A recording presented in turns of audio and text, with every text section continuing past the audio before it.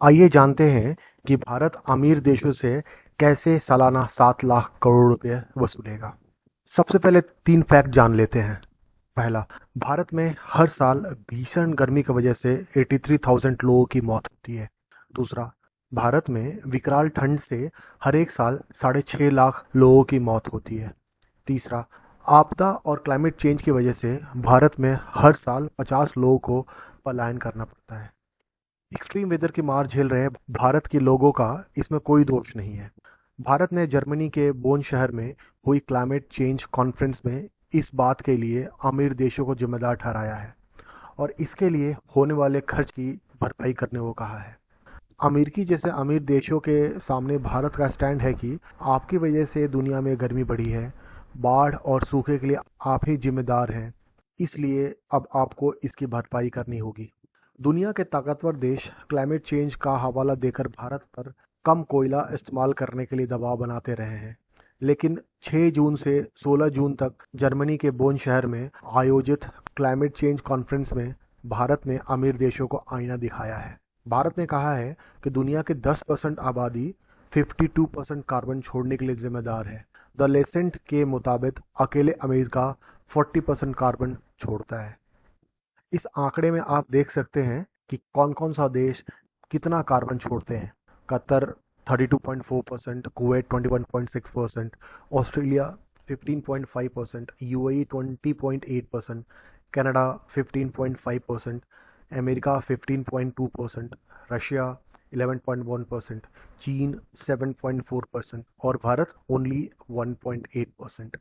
इन्हीं वजहों से दुनिया भर के लोगों को क्लाइमेट चेंज, हीट वेव, बाढ़ और सूखे का सामना करना पड़ रहा है। इन एक्सट्रीम वेदर कंडीशन से निपटने के लिए भारत में हर साल करीब 7 लाख करोड़ रुपए खर्च होता है। भारत ने अमीर देशों से इस खर्च की भरपाई की मांग की है। भारत ने कहा है कि कार्बन की समस्या खत्म करने के लिए बेहतर इंफ्रास्ट्रक्चर तैयार करने के लिए विकसित देशों को यह पैसा विकासशील देशों के लिए मददगार साबित होगा।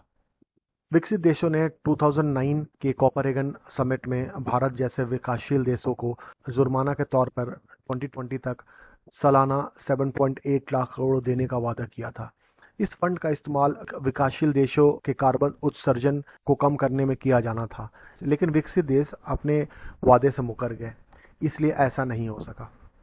द हिंदू के रिपोर्टर प्रोफेसर नवरोज के दुबाश ने लिखा, क्लाइमेट फाइनेंस से मशहूर इस फंड से 2022 तक 7,000 करोड़ डॉलर से अधिक खर्च होने थे, लेकिन 4,000 करोड़ डॉलर ही खर्च हो पाया, वो भी ठीक से नहीं। भारत को अब तक इस मद में पैसे ना के बराबर मिला है। कोयले पे निर्भरता खत्म करने के लिए बड़े बदलाव और तकनीकों की ज़रूरत है। इसमें सबसे बड़ी रुकावट 90% से ज़्यादा कार्बन छोड़ने के लिए जिम्मेदार विकसित देशों से जुर्माने के तौर पर फंडिंग ना मिलना भी है।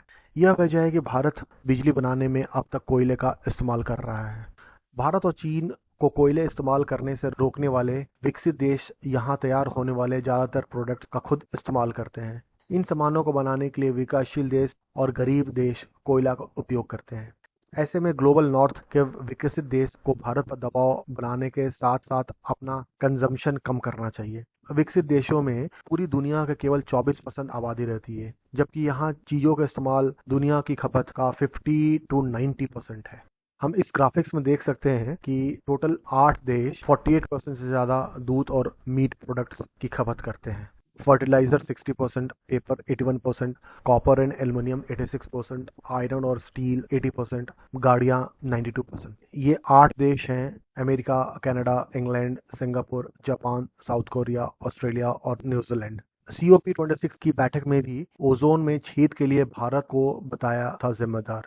इसी के साथ हम आज की खबर को समाप्त करते हैं। अगर हमारा वीडियो आपको पसंद आया हो तो कृपया हमारे चैनल को लाइक, शेयर और सब्सक्राइब करें। चलिए फिर मिलते हैं अगले वीडियो में किसी नए टॉपिक के साथ। धन्यवाद।